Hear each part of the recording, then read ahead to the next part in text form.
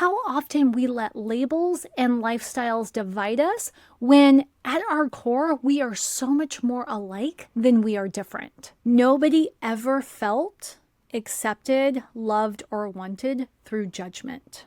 So the best thing any of us can do is to just practice curiosity. Curiosity is what opens doors. We don't dehumanize people just because we don't agree with them. We don't dehumanize people because they vote differently from us. We don't dehumanize people because they live differently from us. You don't have to agree with someone's structure to recognize the fact that the fight that they're fighting is similar to the fight that you're fighting. We're wired for connection, but most of us are faking it to fit in. I'm Tanya Kubo, and this is Find Your Freaks, the podcast that flips the script and spotlights the quirks you thought you had to keep quiet. Subscribe now and head to findyourfreaks.com for show notes and extras. Because around here, what makes you weird makes you wonderful. Normal was never the point. You can look at someone's family, their politics, their religion, and think it is nothing like yours. But underneath, most of us are fighting for the same things: safety, belonging, and a shot at raising the next generation, or at least leaving the world a little bit better than we found it. Hey there, freaks. Tanya here. Today I want to unpack what might be my freakiest interview yet here on Find Your Freaks, which was episode 8 with Jen Gerardy, a parenting coach who works with non-monogamous families. Now, if the vocabulary already has you shifted in your seat, hang tight. This episode is not about the practice of engaging in multiple romantic relationships with the consent of all people involved. It's about the way surface-level differences, whether in family structures, politics, religion, you name it, distract us from the deep sameness that actually connects us. That human thread that connects all of us. And let me be clear. This is not about changing your mind on polyamory or politics or faith.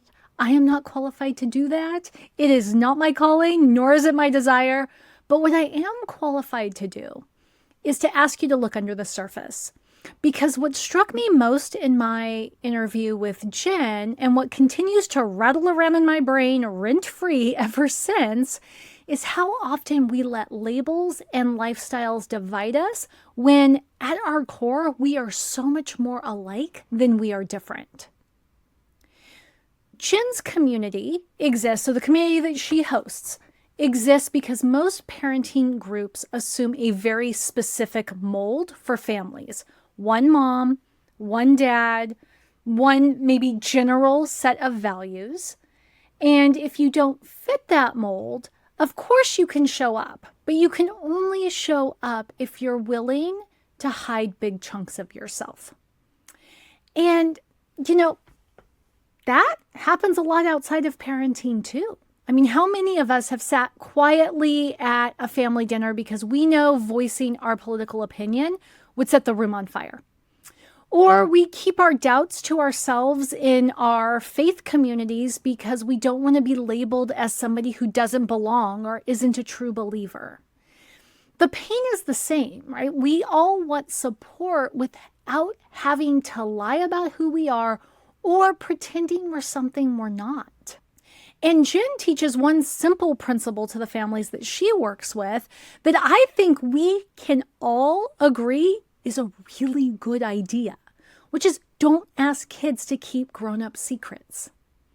And when she said that, I was like, if you've listened to the episode, you heard me go, we have a similar rule in our house. Our rule is no secrets, only surprises. And because, we thought of all the cases in which our kids may be asked to keep secrets from us, and we realized in most cases that those would not be situations that were in our children's best interests. Those would not be healthy situations. Those would be toxic, potentially criminal situations. And so we thought, if we don't want our children to be susceptible to a predator who tells them to keep something secret from mom and dad, we shouldn't be people who start planting the seeds of it's okay to keep, it's okay for mom to ask you to keep secrets from dad. It's okay for dad to ask you to keep secrets from mom. So we do surprises. We never refer to like birthday gift planning, Christmas gift planning as secret keeping. It's just we're planning surprises. And the girls are totally welcome to tell their dad that we went shopping today for a surprise for him. Like they'll never get in trouble for that because we all are aware and we're all on the same page. Surprises are okay. Surprises are positive. Secrets are not. And some rules, just good human rules. And thinking of my lifestyle and Jen's lifestyle being so different, but yet we both believe the same thing when it comes to adults asking kids to keep secrets. And that's just one area that we're the same, right? Like we really, really want to raise good, well-adjusted kids. We really want our kids to grow up and be capable adults, right? Jen does not have to parent like me or live like me in order to see that we have a similarity in what we want for our children. And the same is true for me, right? I don't have to live like her, make the same choices as her in order to be on the same page with that shared goal for our kids. You may not agree with somebody's choices. You may never make the same choices as them, but you probably, if you're a parent, desire to raise good, compassionate kids as well. Right? It seems to be a fairly universal goal of parents. I spent years involved in MOPS, which is now called MomCo, but it's a ministry that supports mothers of young children. And every woman I ever encountered between 2010 and 2019, when I left the organization, wanted to raise good, compassionate kids, wanted to know that their kids would one day grow up to be independent, make good choices, and leave the world better than they found it. Right? Universal, hands down.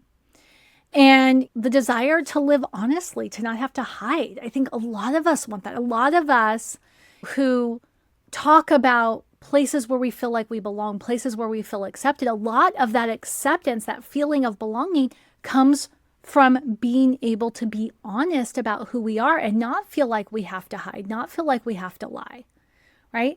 That's common ground I think all of us stand on. And one of the phrases that Jen used in our interview that I think is also applicable to most of us was this term she called parenting off script.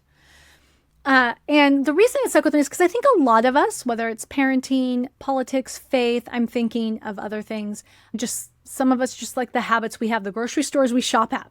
I mean, it's a silly example, right? But even the grocery stores we shop at, a lot of it is just running the programs we've inherited. Right? If you're raised in a home that tells you that babies should sleep alone in a crib, then you feel like a failure if you have one baby who only sleeps when they're with you. Jen had that situation. I told her that we had a Velcro baby too.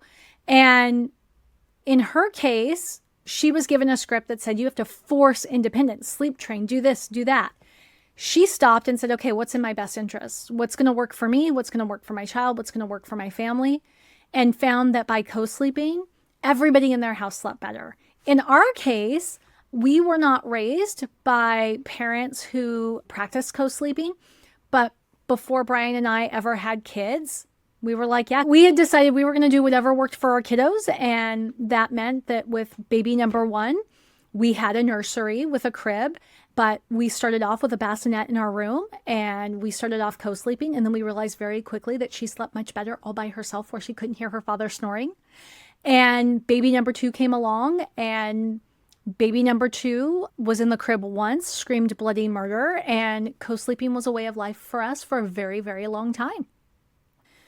The thing is parenting aside, we all have scripts, right? My family had a very deeply ingrained political script. People in our family vote like this. We vote for these candidates. We don't vote for the other candidates. My family had the same kind of script when it came to religion. People in our family go to this church with these people and do these things.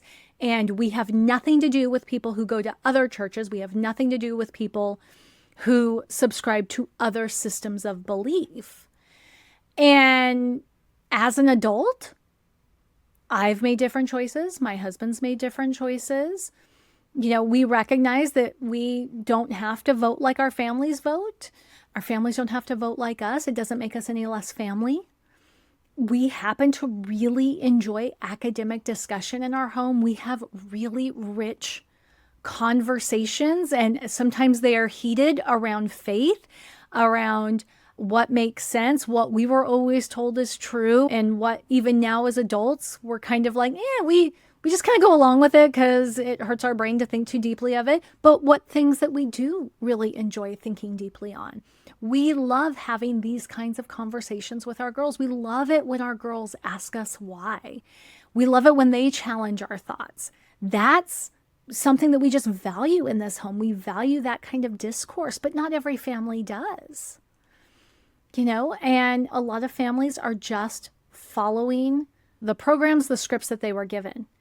And when the script doesn't fit, you're at a crossroads. You can either force yourself to fit into it and everybody around you, which likely will land with somebody, maybe all of you, being quite miserable, or you can pause, get curious, and write a new path for yourself. It's up to you.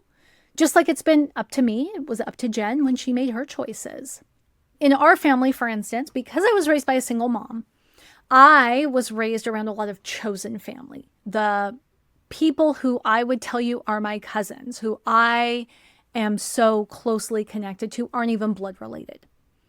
But I feel fortunate to have had this sort of village that helped to raise me up. All these single women who had children that were my mom's friends. My mom died over a decade ago. And these are women that I call up now for those things that I would have called my mom on, right? You would never know I was an orphan. Most days I don't feel like an orphan because I have this wonderful village of women that I can still lean on. My kids do not lament lack of grandmothers. They're very fortunate to have Brian's mom still alive. They're very fortunate to still have Brian's grandmother alive.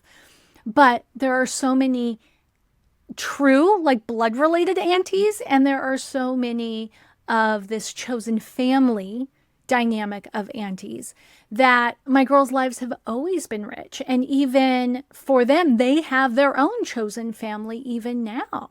The women who were our teenage babysitters when they were born are still a valuable, highly, highly loved part of our lives. And so for Lily, my oldest, the fact that there were so many trusted adults in her life growing up has given her a level of confidence. She knows that no matter what happens, even if I'm not there, there will be somebody there in her corner. And she loves it. If I can't go to a school event, she's like, well, can this person go or can that person go? And then she's just as happy with them in the stands. They take pictures, they take video, they send it to me, and there is no resentment there, right? That chosen family aspect works really well for us. It doesn't work for everybody, but it works really well for us.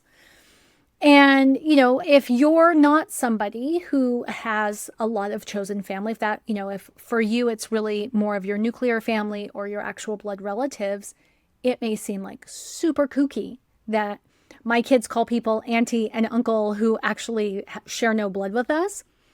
But I don't pretend, my kids do know that those people do not actually have blood relations, but they also know that they are in their corner no matter what, just as I would be, just as our blood relatives would be. And really, it's a way of expanding the circle. And I think that is something else that is a side effect of really embracing the fact that there is more that draws us together than separates us from each other. An expanded circle is a good thing. An expanded circle is a positive thing. I think we're all better when we surround ourselves with people who think differently, live differently, because it allows us to fully appreciate all that makes up the world, all that makes up the rich fabric of a community. And as much as this episode isn't about polyamory, right? Because even my interview with Jen, polyamory was a very small percentage of that. I do think that we have to address the elephant in the room here, which is the morality piece, right? Because it would be easy to write off the entire interview with Jen if you feel a strong moral pull against how she lives and the families that she supports. But, what it makes me think is who counts as good and who counts as bad? Because there's more to morality, I think, than a one-dimensional definition, right? All good people do these things. Because I think we all know good people who do some things that we would never do. Some things that we don't think is their best interests. Smoking. Okay, does smoking make a person bad? Well, it is my personal opinion, smoking does not make a person bad. But I don't necessarily want my kids smoking. I don't want my kids looking up to people who smoke. And so then I have to kind of go, well, how do I reconcile that opinion in and of myself? I honestly don't have an answer for you. I wish I did. That would make this episode so much neater and nice. But find your freaks. This is a messy show. This is a show where I will oftentimes admit that I don't have answers. But, I'm quick to say that people who smoke cigarettes are not bad people. And yet I am just as quick to say I don't want my kids smoking. I don't want them to grow up to be adults who smoke. I don't believe it's healthy. I don't believe it's a path toward living their best life. But I also know that my kids would be the ones who would confront me with, well, how can you say you don't want that for us, but then still say that it's okay for so-and-so to do it? And all I would ever be able to say is that, well, so-and-so's an adult and adults get to make adult decisions and you will grow up as an adult and make decisions that I don't like too. And though I may not like the decisions you make as an adult, I will respect your adult right to make them. And then I'm sure I will go into a bad choices don't necessarily make you bad people, just like bad people can still make good choices, right? It's not a monolith. All good people don't always make good choices every minute of every day. All bad people don't make bad choices every minute of every day. There are good people who experience bad things, bad circumstances happen to them. There are bad people who never get what the rest of us would think is coming to them. This is the conflict in the world. It's just how it is. But this idea of who counts as good and who counts as bad, I've said many times, maybe not on this show, but motherhood is the nastiest competitive sport I ever played. It's probably the nastiest competitive sport I ever will play. I didn't know that how I chose to birth a baby, whether I slept with my baby, didn't sleep with my baby, how I fed my baby, how I diapered my baby, when I fed my baby solids, if I fed my baby solids. I did not know all of those things individually put a mark in the bad mom category or the good mom category, depending on who I was thinking or who I was talking to. And we see the same thing right now with politics. Everything right now feels politically charged. It feels like everything is a political statement. I will oversimplify it because I'm not a political expert at all, but there's a lot of good people vote this way, bad people vote that way. In religion, the faithful do ABC and the faithless do not. Something that we grappled with early on with our girls was we saw that a lot of parents around us were raising their kids to believe that all Christians were good people. Well, I've lived on the planet long enough and have read enough news coverage and seen enough courtroom cases to know that that is not true. There are people who say they are Christian who do things that are very bad or who have done things that are very, very bad, right? So it is not accurate to say all Christians are good any more than it would be accurate to say there are no bad people who live in a particular state, or there are no good people who live in a particular country, right? There are good people and bad people everywhere. And they say they subscribe to all different manners of thought and belief and philosophy. It just is. But the thing with good versus bad and just labeling anything, whether it's a lifestyle, it's a belief system, it's a value system, anything as abjectly good or abjectly bad, is we are making a judgment. And judgments shut doors. Curiosity is what opens doors. When we're talking about belonging and community, nobody ever felt accepted, loved, or wanted through judgment. So the best thing any of us can do in order to expand community, to be the person who helps somebody feel safe in our presence, is to just practice curiosity. Okay? It's to recognize that different isn't dangerous. It's just data. Right? When you talk to somebody who lives differently from you and you go, I'm curious. What led to that? What was the sequence of events that led you to this? Without trying to do some big gotcha and trap them in their bad choices, right? Your curiosity can turn the data into wisdom. You might gain a new perspective. You might get an appreciation of what led somebody to believe that their most recent choice was the best choice for them given the circumstances and the information available to them at the time.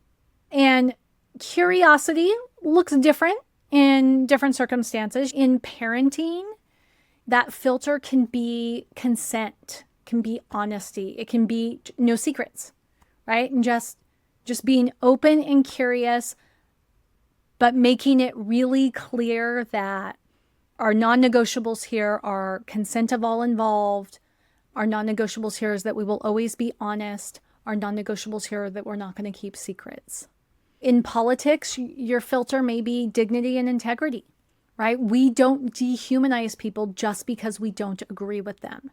We don't dehumanize people because they vote differently from us. We don't dehumanize people because they live differently from us. They have different priorities than we do. That's a hard one right now because we see a lot of dehumanization happening and a lot of us versus them languaging. That is a lot of what episode 5, if I recall correctly, episode 5 talks a lot about that dehumanization of our enemies. And then when we're talking about religion, approaching everything with a filter of compassion and humility versus coercion, not having this agenda to convert somebody to our way of thinking is going to do so much more for opening doors and building an actual connected relationship than otherwise. And I'm not suggesting that you have to agree with other people, right? You don't have to agree with someone's structure to recognize the fact that the fight that they're fighting is similar to the fight that you're fighting, right? If you're just trying to raise good kids to be good adults and good humans, you can recognize somebody else who's raising their kids totally different from you is doing the same thing, right? You guys just may have different definitions of what that means. Most people are out there trying to live with integrity, trying to love their people well, trying to give everybody in their family a better shot at life than they had. I mean, these are things, I know that that's what my mom wanted. She wanted me to have a better life than she had. So many people I talk to just want their kids to have a better life than they have. I know I want that for my kids. I'm sure my kids are going to want that for their kids. It's pretty universal. So even when we have all these differences, there is so much that is actually the same. So this is the problem with the solo episodes. They can get babbly if I'm not careful. I think what I want to leave you with today are just some ideas for experimentation. Because I know this episode's it's a little bit heady, but it's also just one of those things that if you can't move past the idea that there are people who live completely different from you and that might be okay. They might still have some similarities to you and that you don't have to agree with how they're living in order to appreciate those similarities. some experiments you might want to try just to see how comfortable you are looking for similarities over like stopping with differences is consider replacing a snap judgment this week with a curious question. So whenever you find yourself thinking, how could they? Or like only animals would do such a thing. Think about, ask yourself like, what need is this meeting for them? I feel like that is a really curious question. Like there's anybody who does anything differently than you, like what need is this meeting for them? Another thing you can do, it's very safe, very simple, is think about your ecosystem of support, right? Thinking of like, what is the community online, in person, that you have around you. I talked about how I was fortunate to be raised around this village. And these are women who I can still call upon as mentors even now as an adult, even though I'm orphaned. Who shows up for you? Who are those friends, those mentors, other trusted adults in your children's lives, whether they're blood relatives, chosen family? Send them a quick thank you text. Just send them a text and say thank you for being part of my community, being part of my village. And, think about what your world would look like if you didn't feel the need to keep secrets, right? Just think on if belonging requires hiding, that's not real belonging. What does that mean for you and what you've got going on in life right now? And if you want some deeper reflection, I have a few more questions. These are ones I'm personally chewing on. Again, I have no answers, just asking the questions, right? But here's what I'm chewing on right now. Where in my life am I confusing what's familiar with what's right? This is a big one for me right now, as I feel like so much of what I always thought was true or would be true, I see it changing in front of my eyes. Where in your life are you confusing familiar with right? Where do you silence yourself, or who do you silence yourself around because you fear judgment?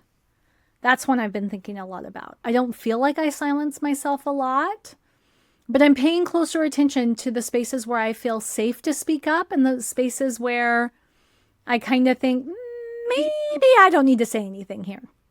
And what's the one script you inherited that no longer fits? And what would it look like to rewrite it? This is a question I've been thinking about ever since I interviewed Jen, is when she was talking about going off script, and for her, the fact that she lives this non-monogamous lifestyle kind of made everything for her safe to question, because she felt like that was such a core belief that, families were one man, one woman, that when she said, okay, I'm making a different choice, that opened up her world to making all sorts of different choices and made it feel safe to question everything she thought she knew. I've been thinking, what are scripts that I've inherited that no longer fit? Like, can I even recognize them? And I'll tell you, I'm constantly curious about that. One of them is respect. I was raised in an environment where compliance equaled respect. So to be respectful meant that I did not speak up. I shared no disagreement with my mom. So I wasn't allowed to disagree with her. I couldn't speak up against anything she might say. I had to go along with everything, and I had to have a pleasant personality with it all. And so in the back of my mind, I still think of that as respect, but I happen to enjoy raising spirited girls. I happen to enjoy hearing how their brains work. And I can't fully appreciate how their brains work if I don't allow them to entertain ideas that are different than mine, if I don't allow them to question things. One of the funniest things that ever happened, and there's a lot of funny things that happen in this house, but I was frustrated with Lily for not doing something around the house, and I'm scolding her the whole time about it, and I don't realize as I'm scolding her, I'm doing it. And she called me on it. She says, Mom, what's the point here? Do you want me to do the chore that you reminded me of 3 times that I keep forgetting? Or do you just want me to feel badly about the fact that I didn't do it? And I said, huh? What do you mean? And she says, well, you have this thing, you get upset with me for not doing something, but then you start doing it yourself as you're lecturing me about the fact that I didn't do it. And I'm just not sure how I'm supposed to respond. Am I supposed to get up and like get in front of you and start doing it myself? Or am I just supposed to sit here and be lectured? And I just started laughing. I absolutely started laughing because I was like, I had no idea I did that. But as she said it, and as I looked at what I was doing, which was washing the dishes while griping at her about the fact that she hadn't washed the dishes, I was like, you've got a point there. And no, I didn't know I was doing this, but thank you for bringing it up. I have no idea why I do this. And I'm going to have to go and think about that. That's one of those examples of a script that I obviously inherited. It doesn't actually fit, but if somebody hadn't brought my attention to it, I never would have known about it. So in some of these cases, we can ask ourselves these questions. In some of these cases, we just have to be open to somebody else bringing it up and being willing to explore it rather than to bite their heads off. So in closing, really what we've talked about today is families can look different, but still be fighting the same enemies, still have the same goals. You can have different families, same fight. You can have different faiths, same fight. Different politics, same fight. The surface shifts, but your heart rarely does. And so if today's episode made you think, good or bad, indifferent even, share this with somebody you know and open up a conversation about that. Tell them the one thing that made you go, huh. Ask them what makes them go, huh? And if you've missed the full interview with Jen, go back to episode 8, check that out. I think you'll get a lot out of what she shares, regardless of what you think about polyamory as a lifestyle or not. And, this is Find Your Freaks. I'm Tanya Kubo, and remember, normal was never the point. That's it for this episode of Find Your Freaks. To help more weirdos find their way here, subscribe, rate, and leave a review. And if you're craving connection, join the Freak Show at findyourfreaks.com. What makes you weird makes you wonderful. Normal was never the point.